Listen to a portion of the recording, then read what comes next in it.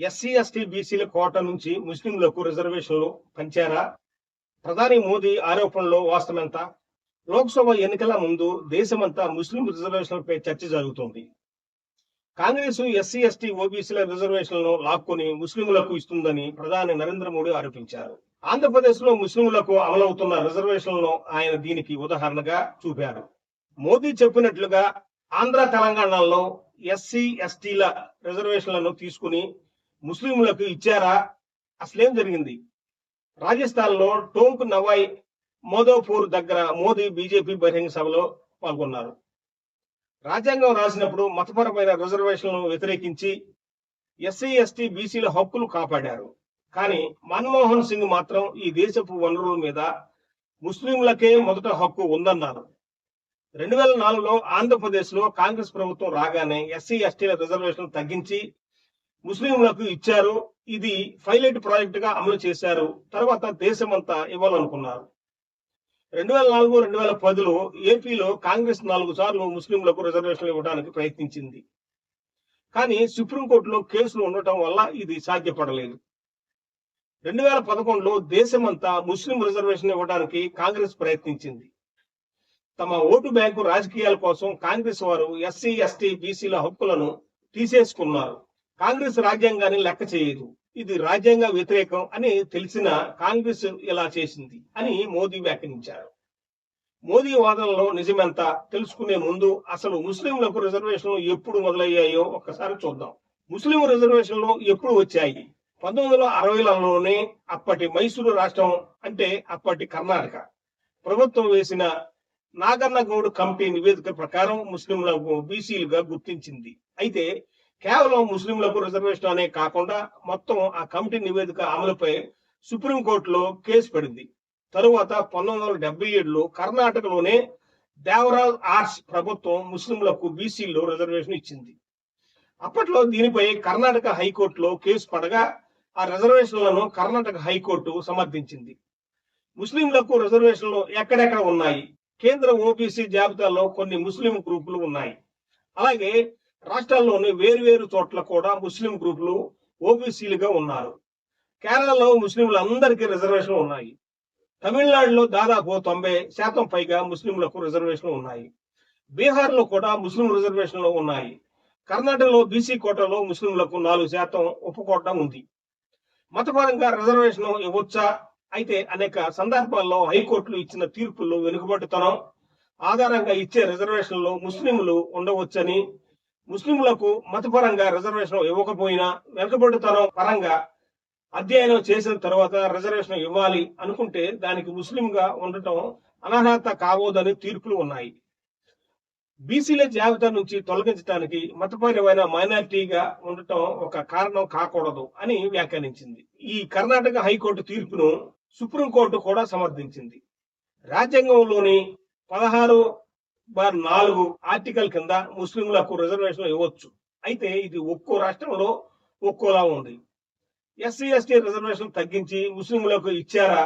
భారతదేశంలో SC, ST ఈ 2 జాబితాలోని కులాలకు రిజర్వేషన్ రాజ్యాంగపరమైన హక్కు. అది కూడా వారి జనాభా నిష్పత్తి ప్రకారం ఇవ్వాలి. అంటే ప్రతి జనాభా లెక్కల తర్వాత వారి జనాభా శాతం ప్రకారం రిజర్వేషన్ శాతం కూడా పెరుగుతుంది లేదా తగ్గుతుంది. దీన్ని ఏ రాష్ట్ర ప్రభుత్వము మార్చలేదు, కేంద్రము మార్చలేదు. ఆంధ్రప్రదేశ్ లో 2004 తర్వాత ఇచ్చిన రిజర్వేషన్లో ఎవరి నుంచి తగ్గించకుండా అదనపు కోటా చేర్చడం ద్వారా ఇచ్చారు. ఎస్సీ, ఎస్టీలే కాదు, బీసీల రిజర్వేషన్ కూడా తగ్గించలేదు. ఉన్న రిజర్వేషన్లకి అదనంగా ముస్లింలకు కోటా ఇచ్చింది అప్పటి కాంగ్రెస్ ప్రభుత్వం. ఆంధ్రప్రదేశ్ మాత్రం కాకుండా ముస్లిం రిజర్వేషన్ ఉన్న అన్ని రాష్ట్రాల్లోనూ వారు బీసీ సబకోటాలోనే ఉన్నారు తప్ప దేశంలో ఎక్కడ ఎస్సీ, ఎస్టీ రిజర్వేషన్ ముస్లిం రిజర్వేషన్లకు సంబంధం లేదు. అది రాజ్యాంగ పరంగా సాధ్యం కాదు. ఆంధ్రప్రదేశ్ లో ఎస్సీ, ఎస్టీ రిజర్వేషన్ తగ్గించి ముస్లింలకు రిజర్వేషన్ ఇచ్చారన్నది అవాస్తవం. అసలు అలా తగ్గించడానికి వీల్లేదు. అసలు ముస్లిం రిజర్వేషన్ల కోసం ఎస్సీ, ఎస్టీల రిజర్వేషన్లను తగ్గించడం అనే ఏపీ హైకోర్టు ముస్లిం రిజర్వేషన్ ఎందుకు కొట్టేసింది? ఏ కులానికైనా బీసీ రిజర్వేషన్ ఇవ్వాలంటే బీసీ కమిషన్ ఆ కులంపై అధ్యయనం చేసి నివేదిక ఇవ్వాలి. దానికి కొన్ని ప్రమాణాలు ఉన్నాయి. ఆ ప్రమాణాల ప్రకారం సామాజికంగా, ఆర్థికంగా ఒక కులం వెనకబడి ఉన్నట్టు నిరూపణ అయితే వారు రిజర్వేషన్లకు అర్హులే. ఇది ముస్లింకు కూడా వర్తిస్తుంది. కానీ ఏపీ బీసీ కమిషన్ సంప్రదించకుండానే అప్పటి ప్రభుత్వం ముస్లిం రిజర్వేషన్లు ఇచ్చింది.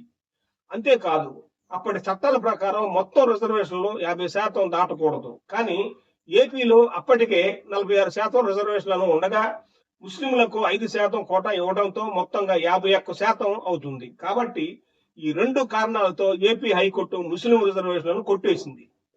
ఇది 2004లో జరిగింది. ఇది కాక బీసీ రిజర్వేషన్లో కీలకమైన క్రిమిలేయర్ పెట్టకపోవడం కూడా ఒక కారణం.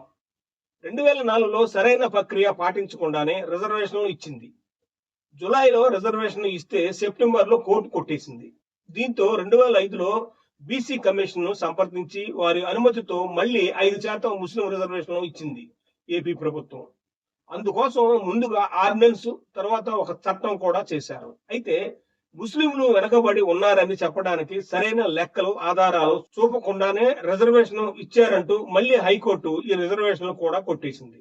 అలాగా అంతకు ముందు చెప్పినట్లు 51% పరిమితి కూడా దాటుతుండటంతో మరో కారణం. అయితే ఈ రెండు తీర్పులతోనూ కోర్టులు ఎక్కడా ముస్లింలకు రిజర్వేషన్ ఇవ్వకూడదని వ్యాఖ్యానించలేదు. కానీ రిజర్వేషన్ ఇచ్చే ప్రక్రియ సక్రమంగా లేదన్న కారణంతో కొట్టేశారు. రిజర్వేషన్ కోసం కమిషన్ ఏర్పడిన తర్వాత ఏపీ ప్రభుత్వం పిఎస్ కృష్ణన్ కమిషన్ వేసింది. మరో ఉపకోట చేర్చింది. అప్పటికే ఆంధ్రప్రదేశ్ లో బీసీలకు ఏబిసిడి అనే ఉపకోటాలు ఉన్నాయి. బాగా వెనకబడ్డ బీసీలు ఏ కిందకి కాస్త పర్వాలేదనుకున్న బీసీలు డి కిందకు ఉంటారు. ఈ జాబితాలో కొత్తగా ఈ అనే క్లాజ్ చేర్చి ఆ క్లాజ్ కింద ముస్లింలకు 4% అదనపు రిజర్వేషన్, అంటే అప్పటికే ఉన్న బీసీ రిజర్వేషన్ తగ్గించకుండా అదనంగా ఈ రిజర్వేషన్ ఇచ్చింది ఏపీ ప్రభుత్వం. అలాగే మొత్తం రిజర్వేషన్ 50% దాటకుండా ముందుగా అనుకున్నట్టు 5% కాకుండా 4% ముస్లింలకు రిజర్వేషన్ ఇచ్చింది అప్పటి ఏపీ కాంగ్రెస్ ప్రభుత్వం. అలాగే మొత్తం ముస్లింలను కాకుండా 14 వెనుకబడిన ముస్లిం గ్రూపులకు ఈ రిజర్వేషన్ అమలు చేసింది. దీనిపై కొందరు కోర్టుకు వెళ్లారు. కానీ ఏపీ హైకోర్టు ఆ రిజర్వేషన్ సమర్థించింది.